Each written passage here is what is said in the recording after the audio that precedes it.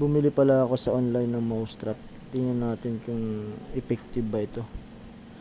Kung may mahuhuli tayong mababait dito sa bahay at masyado ng madami.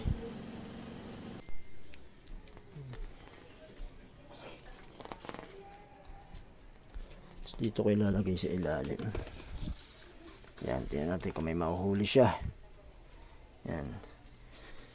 Kasi marami daw mababait dyan, sabi ni Mrs. Yan natin ilalagay siya. Ngayon, silalim. Tatry natin kung may mahuling mabait, ha? Wait lang natin. One eternity later. Ano nangyari? Sabi ko, mabait, hindi mahulit.